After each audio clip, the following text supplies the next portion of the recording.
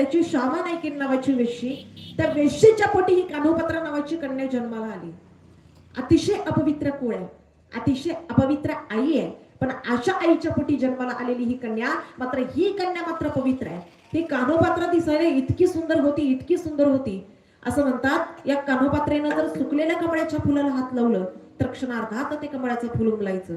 या कान्होपात्रेनं जर पानाचा विळा खाल्ला तर त्या पानाचा रस तिच्या घशातून खाली उतरताना दिसायचा. इतकी सुंदर तिची नाजूक त्वचा, इतकी सुंदर असणारी ती कान्होपात्रा, पण होती मात्र वेश्येची. समाज तिला म्हणायचा वेश्येची मुलगी आहे, वेश्येची मुलगी आहे. आणि एखाद्याने कानामध्ये उकळतं तेल ओतावं अशी अवस्था त्या कान्होपात्रेची व्हायची. या कान्होपात्रेनं सगळ्या समाजाला हात जोडून सांगावं, माझं कुळ अपवित्र आहे, माझी आई अपवित्र आहे, पण जगाच्या पाठीवरती मी मात्र पवित्र आहे. विश्वास ठेवा माझ्यावरती. दादा कुणी विश्वास ठेवायला तयार नाही. सगळे तिला हिनवायचे, सगळे अपमान करायचे. आणि एके दिवशी समोरून मौलिक ज्ञानोबा येताना दिसले.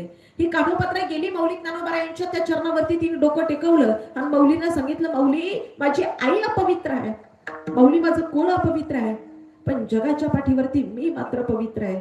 मौली नाही कोणी माझ्यावरती विश्वास ठेवेल, सांगा ना मौली काय करू मी. मौलिक ज्ञानोबा यांनी सांगितलं, कान्होपात्रा पांडुरंग परमात्म्याच्या मंदिरात जा, गळ्यात विणा घे, हातामध्ये चिपळ्या घे, पायात चाळ बांध आणि अखंड पांडुरंग परमात्म्याचं नाचून गाऊन भजन कर. जोपर्यंत मी सांगत नाही तोपर्यंत मंदिराच्या बाहेर पडायचं नाही. दादा ही कान्होपात्रा मंदिरामध्ये गेली.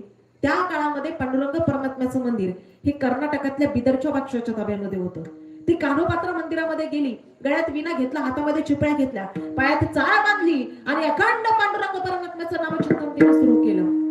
बघता बघता बघता बघता बातमी बिदरच्या बादशाच्या कानावरती गेली आणि त्या बादशाला सरदारांनी सांगितलं, सरदार त्या पांडुरंग परमात्म्याच्या मंदिरामध्ये एक अतिशय देखणी लावण्यखडी सुंदर स्त्री पायात चाळ बांधून, गळ्यात विणा घेऊन आणि हातात चिपळ्या घेऊन नाचगाणं सादर करते.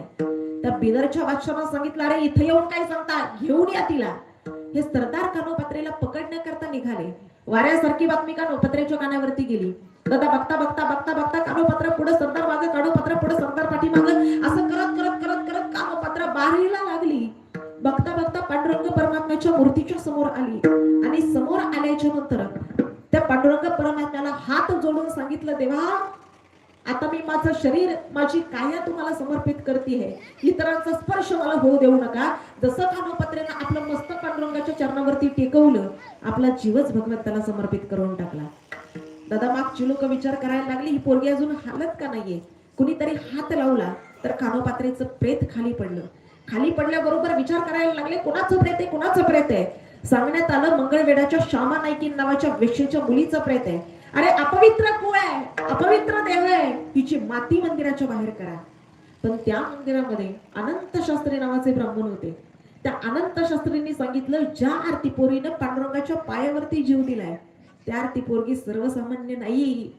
हिचं प्रेत मी माझी शेजारी घेतो. मध्यरात्रीच्या वेळेला परमात्मा माझ्या स्वप्नात येईल आणि माझा पांडुरंग परमात्मा मला सांगेल हिच्या देहाचं नेमकं काय करायचंय. त्या अनंत शास्त्रींनी या कान्होपात्रेचं प्रेत आपल्या शेजारी घेतलं. त्या प्रेताच्या शेजारी त्या अनंत शास्त्री नावाचे ब्राह्मण झोपी गेले आणि मध्यरात्रीच्या वेळेला देव या अनंत शास्त्रींच्या स्वप्नात आला. अनंत शास्त्रींच्या स्वप्नात देव यायचा दादा, आपल्या नाही देव स्वप्नात येत. लोक म्हणतात देव अंगात येतो. मला कधी कधी प्रश्न पडतो दादा, तो परमात्मा अंगात येईलच कसा. मला कोणाला नावं ठेवायची नाही किंवा कोणाचा मला अपमान करायचा नाही. सांगायचं माझं तात्पर्य इतकंच आहे, आपण जगन्नाथपुरीला जाता. जगन्नाथपुरीचं एक रहस्य आहे दादा. त्या जगन्नाथपुरीला गेल्याच्या नंतर आम्हाला कळतं की दर 12 वर्षांनी त्या परमात्म्याचं हृदय मूर्ती बदलली जाते आणि ज्या वेळेला मूर्तीतून ते हृदय बाहेर काढायचंय किंवा तो काहीतरी असा पदार्थ आहे, नेमकं काय आहे ते आजपर्यंत कुणालाच कळालं नाही. पण ज्या वेळेला ते देह त्यांचा बदलला जातो, ती मूर्ती ज्या वेळेला बदलली जाते त्यावेळेला अख्ख्या गावातल्या लाईटी घालवल्या जातात, मंदिरामध्ये सगळीकडे अंधार केला जातो आणि जो पुजारी ते हृदय बदलणार आहे त्याच्या डोळ्यावरती काळ्या रंगाची पट्टी बांधली जाते. नेमकं काय तो पदार्थ आजपर्यंत कुणालाच कळाला नाही. हे का केलं जातं माहिती आहे?